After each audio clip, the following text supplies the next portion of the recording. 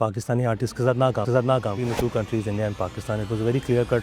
और ये अभी सिर्फ पहलगाम की बात नहीं है, बहुत पहले से सरदार जी उनकी फिल्म आ रही थी जो वर्ल्ड वाइड रिलीज हुई, यहाँ पर नहीं हुई but. Hello everyone, this is Bhavya from the फिल्मी चर्चा। और आज मैं एक ऐसे पर्सनालिटी के साथ हूँ जो सिर्फ गाते नहीं दिल तक जाते हैं, जिन्होंने तन्वी द ग्रेट के सोलफुल ट्रैक को अपनी आवाज में खास बना दिया है। So let's welcome mister Raj Pandit. How are you sir? I am very good, thank you for having me. So जब आपको पता चला कि आप मिस्टर लेजेंड MM किरवानी के साथ आपको काम करने का मौका मिल रहा है, तो how was you feeling? Like आप कैसा फील कर रहे थे?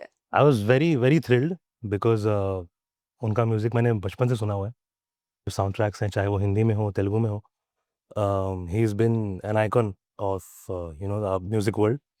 तो उनके साथ जब स्टूडियो में टाइम स्पेंड करने का मौका मिला, गाना गाने का मौका मिला, उनसे बात जब हुई पहली बार, तो बहुत ही एक्साइटिंग था। And it was everything that I had imagined and it was an amazing experience. जब आप सोचा आसमां रिकॉर्ड कर रहे थे, तो तब का कोई एक्सपीरियंस जो आप हमारे ऑडियंस को शेयर करना चाहोगे? हैदराबाद गया था मैं रिकॉर्डिंग करने उनके स्टूडियो में। मेरा पहला एक्सपीरियंस था उनके साथ। और जब मैं वहाँ पहुँचा तो उन्होंने पहले ब्रीफ किया मुझे गाने के बारे में, गाने के मूड के बारे में। अनुपम सर और कीरवानी सर दोनों थे वहाँ। And they explained the whole situation कि कहाँ पर गाना आ रहा है, क्या है गाना। और उन्होंने पहले 10-15 मिनट्स वो थे रूम में, रिकॉर्डिंग रूम में।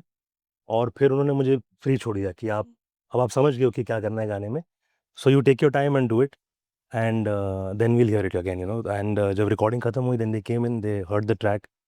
और जिस तरह के गाने में नॉर्मली आज तक मैंने गाए हैं उससे काफ़ी अलग था ये, उससे काफ़ी अलग अप्रोच थी इसमें। तो वो जो एक कंडीशनिंग होती है as a singer, you used to singing in a particular way, they manage to break that from तो जिस तरह का ब्रीफ उन्होंने मुझे दिया, जिस तरह के एग्जांपल्स रेफरेंसेस उन्होंने दिए, वो बहुत ही एप्ट थे गाने के लिए। And it was just a magical experience. So can you sing one line from the song जो आपको बहुत मतलब आपके करीब है, like that is very It's close actually to you? the main hook line of the song, which is so beautifully written by Kausar Munir ji. She is the lyric writer. She was also there at the session. Um, तो उनका जो main जो line है गाने की, सोचे आसमां पूछे ये ज़मीं, it describes the world of Tanvi in a या very poetic way. So I'll sing that line for you. या Hmm, सोचे आसमां पूछे ये ज़मीं, कौन है बता ये जादुई परी, सोचे आसमां पूछे ये जमीन, कौन है बता ये जादुई परी। That was so amazing. Thank you thank you. So if you want to describe 3 words में कि तन्वी द ग्रेट का जो मैजिक है, so what will you describe? It is a surreal film. हमने कल फिल्म देखी, कल प्रीमियर था मुंबई का। एंड मैंने सिर्फ ट्रेलर देखा था, इसके पहले आई हैडंट सीन जो सीन्स है, पोर्शंस है, मैंने कुछ देखा नहीं था। And I was so looking forward to it and it's a very heart warming, very beautiful film. और बहुत ही इंस्पायर करती है आपको to do things differently from others and not be afraid to take chances, and that message was really strong and बहुत ही कमाल की film बनी। I think it's much needed for our times and I hope that लोग जाकर इसको theatres में देखेंगे अपनी फैमिलीज के साथ, अपने दोस्तों के साथ। और बहुत ही कमाल की फिल्म। जब आप रिकॉर्डिंग बूथ में होता है, तो तब आपका कोई सीक्रेट रिचुअल होता है या कोई लकी चार्म या वियर्ड हैबिट जो आप तब करते हैं? लाइक कुछ भी? ऐसा कुछ स्पेसिफिक तो नहीं है, मैं बस कोशिश करता हूँ कि जितना फोकस हो सके उतना करके गाना गाया जाए। And understanding what the brief is, understanding what the composer और the writer wants in the delivery. और उसमें इतनी एनर्जी जाती है कि there is no time. It's just a small little prayer before starting the session and that's it. That's how it goes and I give my best, put forward. आपको क्या लगता है आजकल सिर्फ टैलेंट ही काफ़ी है या फिर नेटवर्किंग भी ज़रूरी है? लाइक आजकल व्हाट नहीं, do I you think think? बहुत पहले से it's a combination of a lot of things. Hmm, Talent obviously comes first, but it's also your luck, it's also your um, how you are with people, um, not just networking wise, but just as a human being, how you deal with people and how you treat them and how you speak to them. And वो सारी चीज़ें भी बहुत बहुत matter करती हैं, because किसी भी क्रिएटिव फील्ड में when you are working with a team, वो एनर्जी सही होना बहुत ज़रूरी है. या फॉर श्योर। तो अगर काम तो हम करते करते सीखते हैं, we keep improving, keep getting better, but as a good human being and as a good person to work with, that I think is a more important quality या than skill, because skill तो आप develop कर या सकते हैं, but एक अच्छा इंसान और एक अच्छा माहौल होना बहुत ज़रूरी है काम के लिए. क्या आपको ऐसा कभी लगा है कि कभी-कभी अच्छा काम गलत हाथों में चला जाता है और फिर जो टैलेंट होता है वो छुप जाता है? हाँ, मतलब ऐसे बहुत बहुत एग्जांपल्स हैं, इसको ऐसे मतलब जनरलाइज़ तो नहीं कर सकते. There is a lot of other side of the story also, where बहुत सारे टैलेंटेड जो हिडन टैलेंट्स हैं हमारे देश में, वो उभर कर आए हैं because of the internet, because of social media, because of one person backing that talent. तो ये it's a give and take. You can't really pin point that one particular thing कि ऐसा ही होता हुँ, हुँ। है. And it's really two sides of the same coin. या आपको आपने कभी इस इंडस्ट्री में ग्रुपिज़्म, फेवरेटिज़्म फेस किया और अगर आपको ऐसा लगता है कि ये होता है तो आप उसके लिए क्या कहना चाहोगे? Like what do you I feel? Actually been very lucky, because मैं पिछले 13-14 साल से I have been associated with Salim and Sulaiman sir. हुँ, मैं उनके साथ एज़ अ म्यूज़िक प्रोड्यूसर और singer I yeah have been working. So जिन लोगों के साथ मुझे काम करने का मौका मिला और एसोसिएट करने का मौका मिला है, वो बहुत ही मैजिकल एक्सपीरियंस रहा है मेरे लिए. हुँ, बहुत सारी लर्निंग और बहुत सारी अच्छाई के आसपास मैंने ग्रो किया है. So I have never had to face anything like that, thankfully, and I am very fortunate in that sense. But हाँ, मतलब सुनने में चीज़ें आती हैं और you just have to navigate your way through it. It's या never easy, and it's always there are always going to be hurdles, and it's part of every profession and every या every work culture. तो वो for sure. तो हर एक को anyway at some point सहना ही पड़ता है, and it's part of the deal, and you just have to work your way through it. बचपन में आपको कौन-सा सिंगर और कौन-सा आर्टिस्ट आपको इंस्पायर करता था और अब जो आपको मोटिवेट करता है वो कौन है? एक नाम लेना मुश्किल होगा बिकॉज़ बहुत से आर्टिस्ट हैं, मगर एक नाम जो टॉप ऑफ द हेड मेरे आता है वो है Sonu Nigam sir.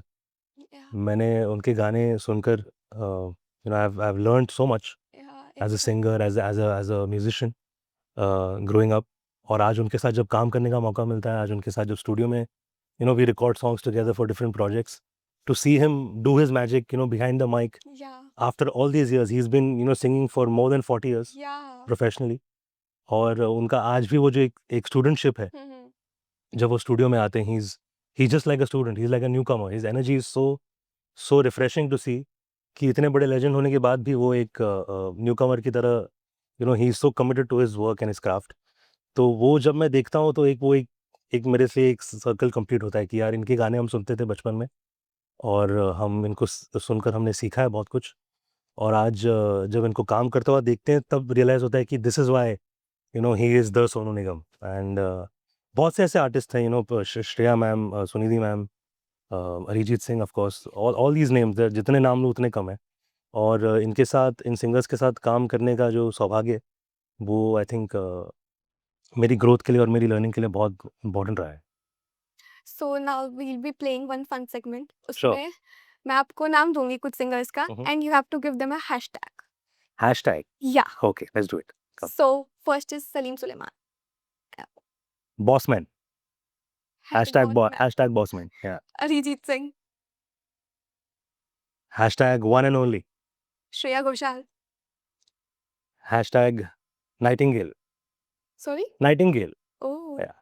Sunidhi Chauhan, hashtag queen. Sonu Nigam, उफ. Hashtag legend. KK, what a singer. Hashtag iconic. Mohit Chauhan, Mohit Chauhan, another beautiful singer. Hashtag Sufiana. Zubin Nautiyal. Jubin Nautiyal. I